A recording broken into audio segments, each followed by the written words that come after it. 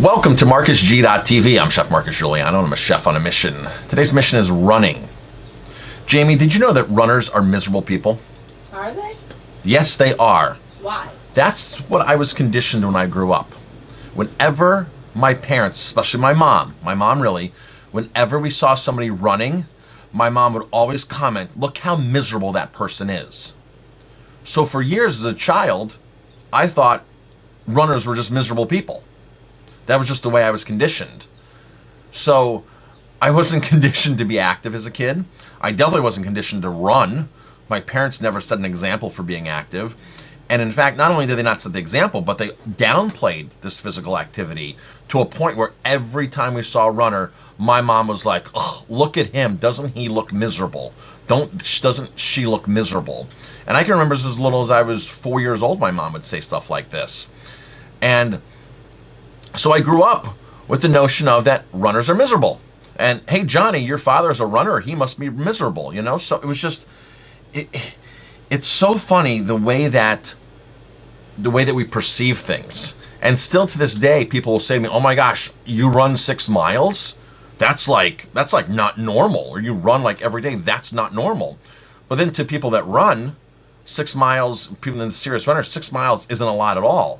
So it's just, the whole point of this video is how we're conditioned as we grow up, right, Jamie? Right. It's just a total mindset of if you're going to be active. Now, we're extremely active parents, Jamie, right? Yes, We go hiking, we go running with our kids, we go biking, we go skiing. Our kids are the total opposite of the way that I was raised. And I got to tell you, sometimes people never, ever, ever break out of that mold that they were set by their parents at these young ages. Everything is so impressionable at these young ages. Everything from lifestyle, exercise, diet. Kids do a great job in mirroring their parents and doing what their parents do. So it was just, Jamie, what was a pivotal point for us in our turnaround as far as, because you grew up, your parents were not active either. What was the pivotal point for us? I would definitely say as our kids got older and more active, which was at a young age. Young age. We felt that we needed to be active with them. Right. So that we kept up with them. I think being parents. And then also staying in shape. Being parents. Being healthy. Being parents totally changed my life. Because now I was looking at the whole world in a different perspective. I was like, wow, we have kids to take care of now, right? And I saw what my parents did to me as far as exercise and nutrition. And you'd probably agree with that too, right? Oh, yeah. I mean, to think of some of the things that our parents would feed us. And we were never active. We're never active. Did anything. Never. There was no encouragement to be active. My parents never said to me, "Hey, let's go on a trail run, or let's go on a hike today, or tomorrow it's a family day and we're all getting out and we're all going to do something active." My parents never said that to me. Those words never came out of their mouth. Yours either, right? Never. Your mom's idea of being active was going to the mall and shopping. That's all we did. That was their all we did. activity. So for us being parents, that was the extreme pivotal point of saying we have to take care of our kids. We've seen what we've done wrong. A lot of people don't learn from what they've been conditioned from, and they don't learn what they've done from being wrong. So they just keep doing that, and that's because that's all they know. So for us, we broke out of that mold. Jamie, but for you, running was always a difficult thing for you, wasn't it? It still is. I try to tell myself every day that I love it. I have to tell you, your form is incredible now compared to, you've been running, what, how many, 4 years? 5 years? Maybe more than that. But nothing serious, though. But lately, in the last year, you've been much serious. Much more serious. I mean, you'd go before where, if you ran 10 miles, 15 miles a month, a couple of years, that was a lot. Now you're 10, 15 miles a week runner. Sometimes, yeah. It depends on the time of the year. It does depend on the time of the year. For me, warmer. Warmer, I get out and run more. I've been doing a lot of treadmill running. Not a lot, but a little bit this winter. I don't really enjoy being cold. You do a lot of CrossFit, though. I do CrossFit. You're extremely active. Yes. But even your workouts have changed in the last 5 years. I remember when you used to work out at home, you never used to like to sweat. No, now if I don't sweat, Now I don't think I got a good workout. Right, you're upset now if you don't sweat. So, I mean, I remember you used to just walk around with the little weights in your hands and just like walk around the house. And I'm like, you're really not doing much, but at least you're doing something, right? Something was better than nothing. Something better than nothing.